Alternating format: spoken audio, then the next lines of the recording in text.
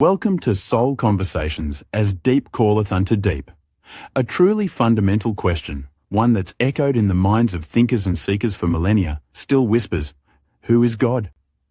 Yeah, and it's fascinating how the source material we're exploring starts right there.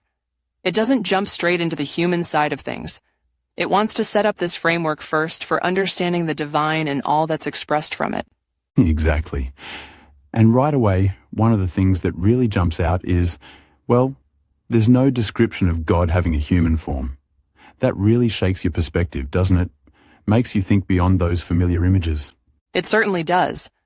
It sort of pushes us away from those anthropomorphic ideas, doesn't it? Towards thinking about God as maybe something more foundational, like a pervasive presence that underlies everything. What does that lack of a human description suggest to you? Well, it makes me think about something limitless, not confined by the physical, which ties nicely into that next point, doesn't it? Jesus' words to Nicodemus is about the wind, John 3:8. Right. The wind bloweth where it listeth. And thou hearest the sound thereof, but canst not tell whence it cometh, and whither it goeth. So is everyone that is born of the Spirit. Okay, let's unpack this a bit. What's the core meaning here, do you think? Well, what seems really insightful in this interpretation is that being born again, it isn't presented as a literal rebirth. It's more like a profound awakening, a shift in consciousness to what the text calls our original identity. Original identity. Okay. And crucially, it's about adopting the character, the very nature of that source, which is understood here as God. Ah, okay. And the wind analogy then becomes so powerful, it's invisible, but you feel its effects. It goes where it wants. It's uncontainable. So the implication is, by aligning with this spirit nature, we kind of tap into a similar boundless potential ourselves. Is that it? Precisely. Yeah. The wind is like a metaphor for those limitless possibilities that come with connecting to that spiritual part of ourselves. It's not that we literally become the wind, obviously, but more that we embody its freedom, its pervasiveness, and our awareness. And the source makes a really important clarification here, doesn't it? It says God isn't the wind or the sun or the expansive space itself, but rather God is in them, giving them their nature, their abilities. That's a subtle distinction, but seems pretty crucial. It really is. And if you connect that to the bigger picture, it suggests God isn't some separate entity looking down, but more like an immanent force, a fundamental presence that animates and sustains everything, which resonates with that idea of God being omnipresent, being all in all. What stands out to you about that idea? God being in everything. It suggests a very intimate connection, I think. And it leads to this incredible implication that if humanity is born of spirit, like the text says, then we were created in God's image. We possess this inherent potential for what it calls God consciousness. That's a pretty big thought. It truly is.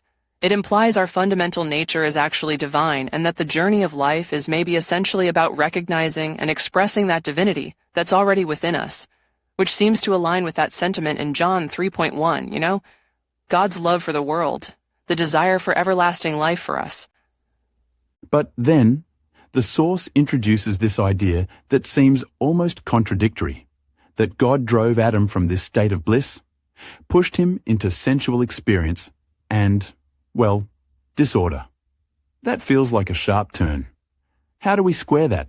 It definitely raises a big question, doesn't it? About growth, about experience. Maybe perhaps this transition, even though it looks like a fall, was somehow a necessary stage for developing consciousness. Like for learning? Yeah, maybe for learning, differentiation, getting a deeper, maybe more nuanced understanding of both the self and the divine.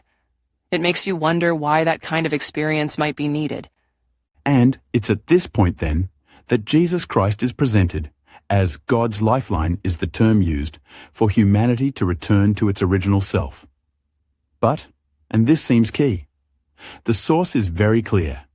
Jesus was not God himself. He was a messenger.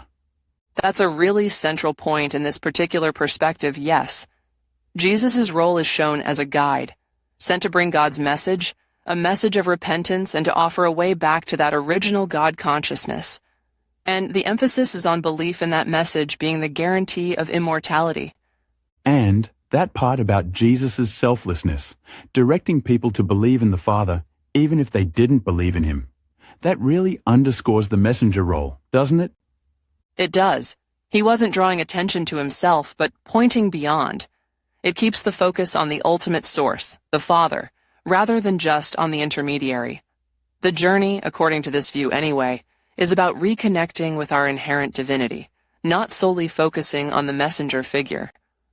The Source talks about being born into body consciousness and the need for a metaphorical death and then a rebirth.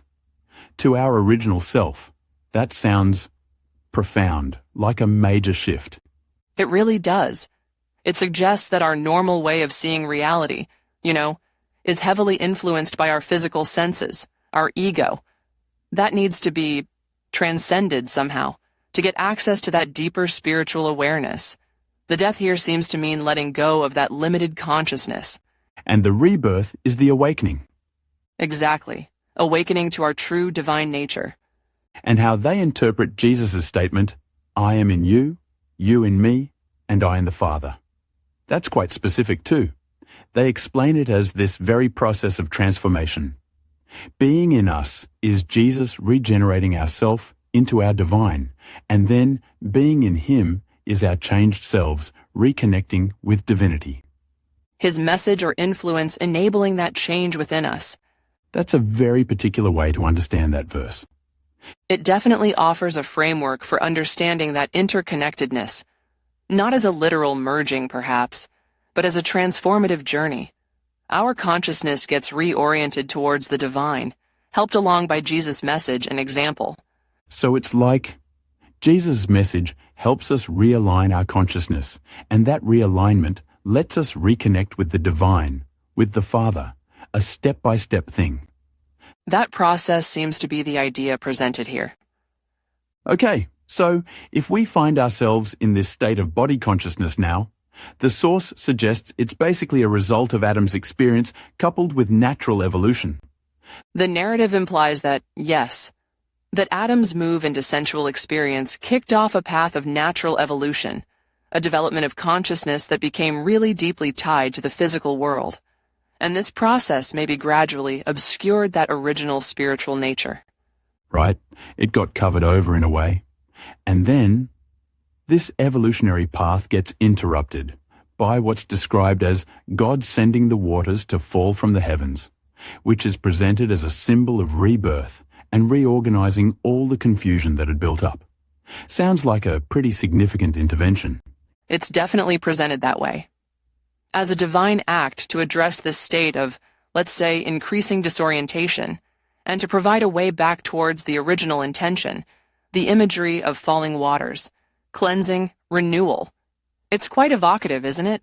It is, which kind of leads us perfectly into what's coming up next. The Source gives a little glimpse into episode 2, where we'll apparently explore Adam and Eve more and how personal relationships have, according to this view, led to the recreation of male and female attributes, and how that shifted the whole concept of man away from being a spirit being just meant to express God naturally. That sounds like a really fascinating area to get into. It really does. It certainly raises questions about how our understanding of identity, relationships, how all that has evolved, and whether from this particular viewpoint, maybe it moved away from an original spiritual purpose. Definitely something to think about. Absolutely. Well, that brings us towards the close of this initial exploration. We hope this has maybe offered a slightly different lens through which to consider this timeless question of God's nature. Yeah, these concepts of omnipresence, inherent divinity, the journey of consciousness, they're certainly rich for more reflection. Indeed. Thank you to all listeners. See you back here on Soul Conversations for episode 2.